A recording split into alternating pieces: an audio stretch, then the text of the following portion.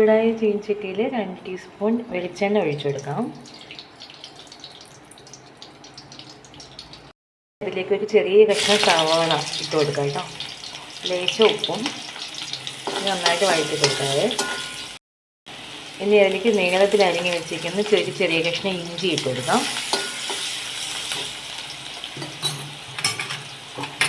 അതിന് വെളുത്തുള്ളി ഇട്ട് കൊടുക്കാം കേട്ടോ. ഒരു 3-4 അല്ലിയാണ് ഇങ്ങനെ അരിഞ്ഞ് വെച്ചതാണ്. പിന്നെ ഒരു പച്ചമുളക് നീളത്തിൽ കീറി മുറിച്ചതാണ് കേട്ടോ, അതും ഇട്ട് കൊടുക്കാം. ഇതൊന്ന് വഴറ്റിയെടുക്കാതെ. ഇനി ഇതിലേക്ക് 1/4 ടീസ്പൂൺ മഞ്ഞൾപ്പൊടി, 1/4 ടീസ്പൂൺ മുളക് പൊടി. എരിവനുസരിച്ച് നമുക്ക് പച്ചമുളകിൻ്റെ എണ്ണം കൂട്ടാം കേട്ടോ. പിന്നെ ഒരു 1/2 ടീസ്പൂൺ മല്ലിപ്പൊടി. എന്തൊക്കെയാണെന്ന് ഇതിൻ്റെ പച്ചമണം മാറുന്നതിനെ ഒന്ന് മൂപ്പിച്ചെടുക്കാവേ. ഇനി ഇതിലേക്ക് നമ്മൾ അരച്ച് വെച്ചിരിക്കുന്ന തേങ്ങ ഒഴിച്ചു കൊടുക്കാം കേട്ടോ. തേങ്ങയിൽ ഞാൻ ചെറിയ കഷ്ണം ഇഞ്ചിയും ഒരു ചെറിയ കഷ്ണം വെളുത്തുള്ളിയും ചെറിയ ജീരകവും അരച്ചിട്ടുണ്ട് കേട്ടോ. ഇത് നന്നായിട്ട് മൂപ്പിച്ചിട്ട് നമ്മുടെ ആ ഒരു വെള്ളം ഒന്ന് മാറുന്നവരെ നന്നായിട്ടൊന്ന് വഴറ്റിയെടുക്കണം കേട്ടോ. പിന്നെ വെള്ളം മാറുന്നവരെ തേങ്ങയുടെയൊക്കെ പച്ചമണം മാറുന്നവരെ നന്നായിട്ടൊന്ന് മൂപ്പിച്ചെടുക്കണേ.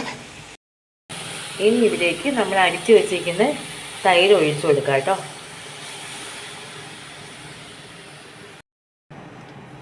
കുറച്ച് ഉപ്പിട്ട് കൊടുക്കാം കേട്ടോ. ഉപ്പ് നമുക്ക് പാകത്തിന് ഇട്ട് കൊടുക്കാവേ. പിന്നെ ഇച്ചിരി വെള്ളം ഒഴിച്ചു കൊടുക്കാം.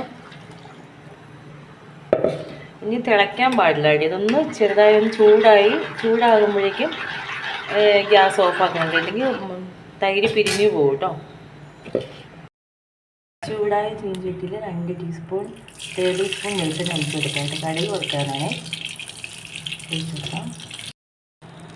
1/4 ടീസ്പൂൺ കടുക് ഇട്ട് കൊടുക്കാം.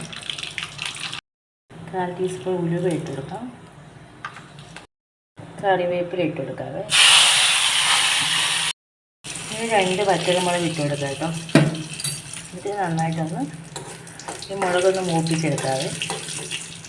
ഇനി ഇത് മോരുകറിലേക്ക് ഒഴിച്ച് കൊടുക്കാം. അവസാനം ഒരു 1/4 ടീസ്പൂൺ ഉലുവപ്പൊടി ഇട്ട് കൊടുക്കാം കേട്ടോ. ഇത് ഉലുവ ഒത്തിരി കൂടാൻ പാടില്ല, എന്നാൽ കഴിക്കും കേട്ടോ.